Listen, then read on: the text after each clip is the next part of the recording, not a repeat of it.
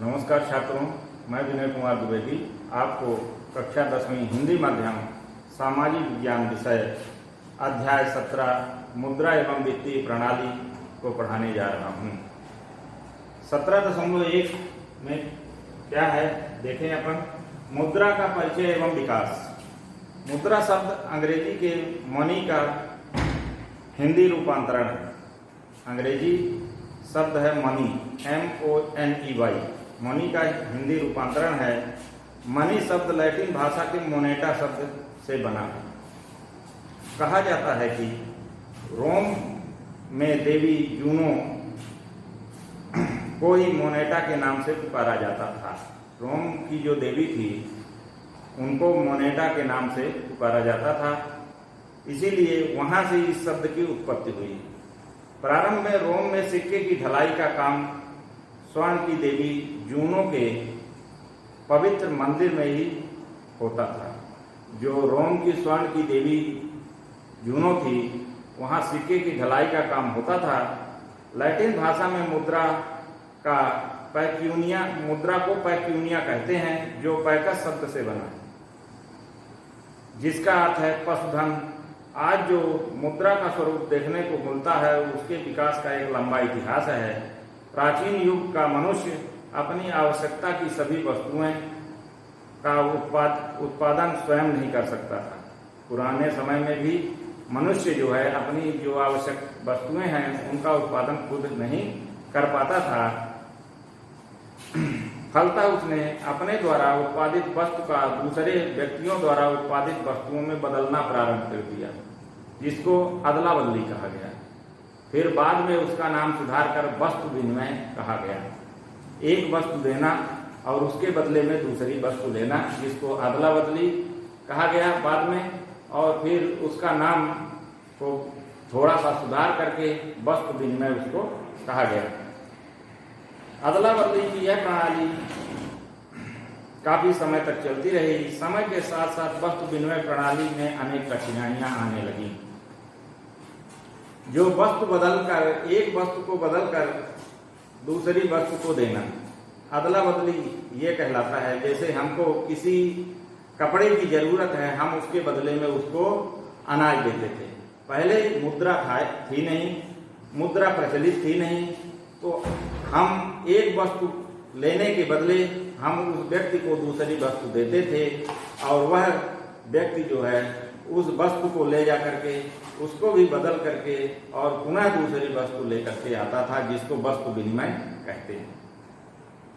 यह बहुत ही लंबे समय तक चला और यह कहा गया कि उसकी आवश्यकता की वस्तु उसको प्राप्त होती रही।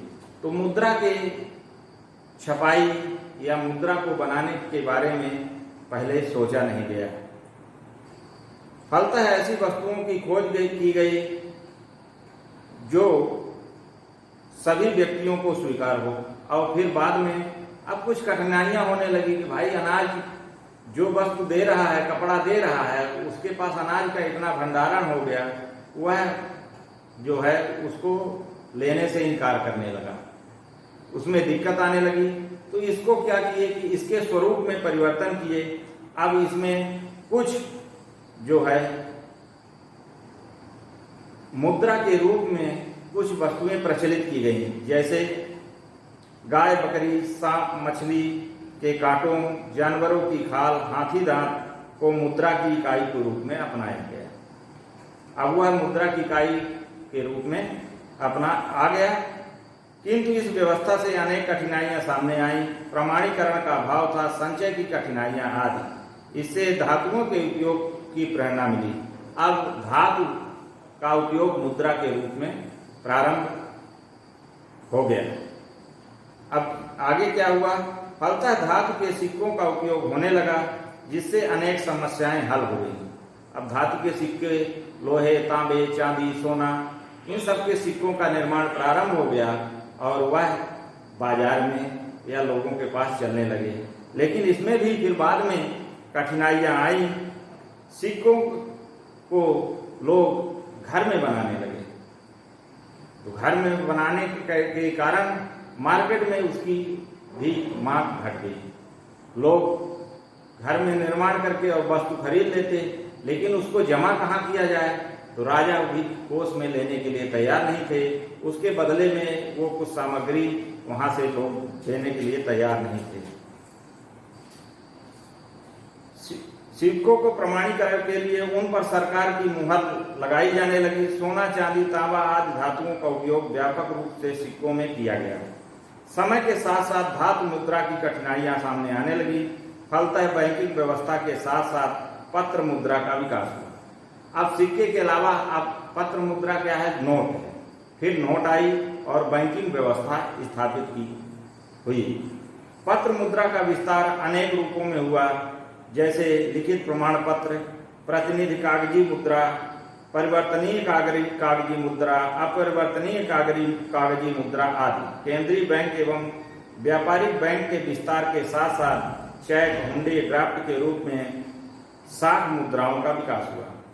वर्तमान में क्रेडिट कार्ड एवं एटीएम कार्ड के रूप में प्लास्टिक मुद्रा चलन में है। एटीएम कार्ड को हम अब जानते हैं कि एटीएम कार्ड है क्या। एटीएम अंग्रेजी भाषा के शब्द ऑटोमेटेड टेलर मशीन का संक्षिप्त रूप है, जो वर्तमान में बैंकिंग कार्य के लिए अत्यधिक प्रचलित है। यह कार्ड प्लास्टिक का होता है और इसमें धातु की एक चिप लगी रहती है, जिस पर बैंक अकाउंट से संबंधित विवरण दर्ज रहते हैं। वास्तविकता यह है कि एटीएम बैंकिंग कार्य बहुत अधिक सरल एवं सुविधाजनक बना दिया गया है। एटीएम जो है हम लिए रहते हैं, प्लास्टिक का कार्ड है, हम किसी भी शहर में जा करके और अपने खाते से पैसा निकाल सकते हैं। उसके बाद अब ऑनलाइन बैंकिंग की भी शुरुआत हो गई है। लोग एक खाते से दूसरे खाते में पैसा ट्रांसफर कर सकते हैं और एटीएम कार्ड बिना लिए आज के समय में पैसा एटीएम से निकाल सकते हैं। अब हम 17.2 मुद्रा की परिभाषा को पढ़ेंगे और उसका कार्य क्या है। मुद्रा का कार्य एवं प्रकृति के आधार पर विद्वानों ने मुद्रा को अनेक प्रकार से परिभाषित किया है। कई विद्वानों ने मुद्रा की अलग अलग परिभाषा दी है। प्रोफेसर मार्शल ने मुद्रा में वे सब वस्तुएं सम्मिलित हैं जिसका समय अथवा स्थान पर बिना किसी संदेह अथवा जांच के वस्तुओं एवं सेवाओं को क्रय करने तथा व्यय भुगतान करने के रूप में स्वीकार की जाती है। ये मार्शल ने कहा है। अली ने कहा है, मुद्रा कोई भी ऐसी वस्तु हो सकती है जिसका विनिमय के माध्यम के रूप में स्वतंत्रता पूर्वक हस्तांतरण होता है, जो सामान्यतः ऋण के अंतिम भुगतान में स्वीकार की जाती है। उपर्युक्त परिभाषाओं से स्पष्ट है कि आधुनिक युग में मुद्रा का महत्वपूर्ण स्थान है। मुद्रा अर्थव्यवस्था में अनेक कार्य करती है। मुद्रा के मुख्य कार्य निम्नलिखित हैं: विनिमय का माध्यम, मूल्य का मापन, क्रय शक्ति का हस्तांतरण, क्रय शक्ति का संचय। अब विनिमय का माध्यम देखिए, हम पहले एक वस्तु दे करके दूसरी वस्तु लेते थे, जिसको अदला बदली वस्तु विनिमय ये कहा गया। फिर हमको उसमें दिक्कत होने लगी तो फिर हम कई चिन्ह या हड्डियों, हाथी दांतों, मछली की सीप इसका प्रयोग करने लगे। बाद में उसमें भी कठिनाई हुई तो हम धातु के सिक्के ढालने लगे, लेकिन धातु के सिक्के ढालने ले आने में बड़ी दिक्कतें होने लगी। फिर उसको हम नए रूप में बैंक में आए, बैंकिंग व्यवस्था स्थापित हुई जिसमें सिक्का और नोट दोनों चलन में आए। अब इसके बाद एटीएम, फिर ऑनलाइन बैंकिंग, ये सब शुरू हुआ। यही है, मुद्रा को हम वर्तमान में नोट के रूप में देखते हैं, नोट एवं सिक्कों के रूप में देखते हैं। वस्तुओं को खरीदने के लिए उसका मूल्य मुद्रा है जो हमारे देश में प्रचलित है। अब पहले बिंदु पर चलते हैं, विनिमय का माध्यम। वस्तुओं एवं सेवाओं का क्रय विक्रय मुद्रा के माध्यम से होता है। जो हम वस्तुएं खरीदते हैं, जो बेचते हैं, उसका माध्यम क्या है, वर्तमान में मुद्रा है। उत्पादक अपनी वस्तु को बेचकर मुद्रा प्राप्त करता है और प्राप्त मुद्रा के द्वारा वह अपनी आवश्यकता की वस्तुओं को खरीदता है। ये भी एक प्रकार से सोचा जाए तो अदला बदली ही है। हम मुद्रा को देकर के लेकर के अपनी वस्तु बेचते हैं और फिर हम अपने उपयोग की वस्तुएं उसी मुद्रा को देकर के खरीदते हैं। दूसरा है मूल्य का मापन। वर्तमान में प्रत्येक वस्तु एवं सेवा का मूल्य मुद्रा ही मापा जा सकता है। बाजार में सभी वस्तुओं का मूल्य मुद्रा में ही व्यक्त किया जाता है। यह मुद्रा का महत्वपूर्ण कार्य है। क्रय शक्ति का हस्तांतरण तीसरा बिंदु है। मुद्रा को एक स्थान से दूसरे स्थान सरलता से ले जाया जा सकता है। किसी स्थान में वस्तुएं खरीदने की स्थिति में उनके मूल्य का भुगतान मुद्रा द्वारा बैंक ड्राफ्ट या चेक या मनी ऑर्डर आदि के द्वारा किया जा सकता है। वर्तमान समय में ऑनलाइन से भी पैसा ट्रांसफर हो सकता है। तीसरा है क्रय शक्ति का संचय। मनुष्य स्वभाव से भावी विपत्तियों से निपटने के लिए बचत करता है। हम बचत करते हैं कि भविष्य में ये हमारे काम आएगा। इस लाइन का अर्थ यही है। मुद्रा के माध्यम से बचत करके भविष्य के लिए रखना सरल हो गया। बैंक एवं पोस्ट ऑफिस में रुपए जमा करके क्रय शक्ति का संचय करना एक आम बात हो गई। माने मुद्रा का संचय करना या मुद्रा को इकट्ठा करना, उसको बैंक में एफडी के माध्यम से, पोस्ट ऑफिस में कई माध्यमों से उसको संचय व्यक्ति कर रहा है कि यह हमारे भविष्य में काम आ सके। अब हम 17.3 पर जाते हैं। वित्तीय प्रणाली एवं संस्थाएं। वित्तीय प्रणाली क्या है? दैनिक जीवन में व्यक्तियों को अपनी दैनिक आवश्यकताओं की पूर्ति के लिए रुपए पैसे की आवश्यकता होती है। इसी प्रकार उद्योग धंधों एवं कृषि से संबंधित कार्यों के संचालन के लिए धन की आवश्यकता होती है। इन आवश्यकताओं की पूर्ति हेतु व्यक्ति, व्यापारी, उद्योगपति एवं कृषक सभी को धन उधार लेना पड़ता है। इसके लिए उन्हें वित्तीय संस्थाओं की आवश्यकता होती है।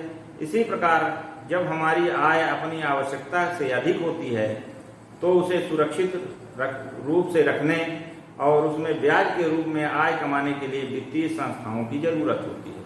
जब हमारे पास खर्च से अधिक आय, हमारे पास जो प्रतिदिन या महीने में जो खर्चे हैं उससे अधिक हमको आय प्राप्त होती है तो हम उसको किसी वित्तीय संस्था में जमा करते हैं। जमा करने के बाद से भी हमको आय प्राप्त, ब्याज के रूप में आय प्राप्त होती है। इसके लिए हमको वित्तीय संस्थाओं की आवश्यकता पड़ती है। इस प्रकार वित्तीय संस्थाएं हमारी आंतरिक आय या बचत को जमा के रूप में अपने पास रखती हैं। जिन व्यक्तियों को धन की आवश्यकता होती है उन्हें ऋण के रूप में हमारे ही पैसे को उधार देती है और जिनको उधार देती हैं उनसे भी ब्याज लेती है। अतः इस जमा के रूप में धन एकत्रित करने और ऋण देने की प्रक्रिया को वित्तीय प्रणाली के रूप में जाना जाता है। इस प्रकार अर्थव्यवस्था में धन या पूंजी की मांग एवं पूर्ति के मध्य समन्वय बनाए रखने की प्रक्रिया को वित्तीय प्रणाली कहा जाता है। एक वित्तीय प्रणाली में धन का लेन देन करने वाली संस्थाओं या व्यक्तियों को वित्तीय संस्थाएं कहा जाता है। सार्वजनिक क्षेत्र की वित्तीय संस्थाओं का स्वामित्व सरकार के हाथ में होता है। इन संस्थाओं का संचालन जनसाधारण के हितों को ध्यान में रखकर किया जाता है। जो हमारा जन सामान्य है उसके हितों को ध्यान में रखकर ये संस्थाएं संचालित होती हैं। और जितनी भी बैंकिंग संस्थाएं हैं, चाहे प्राइवेट हो चाहे सरकारी हो, ये बैंक, रिजर्व बैंक आरबीआई के नियंत्रण में रहती है और उसके बाद केंद्र सरकार का उसके ऊपर नियंत्रण होता है। निजी क्षेत्र की वित्तीय संस्थाओं के अंतर्गत उन संस्थाओं को रखा जाता है जिनका स्वामित्व निजी व्यक्तियों या संस्थाओं के हाथों में होता है, जैसे जमींदार, चिट फंड आदि। वर्तमान में अनेक व्यापारिक बैंक एवं बीमा कंपनियां भी निजी क्षेत्र के अंतर्गत कार्य कर रही हैं। धन्यवाद।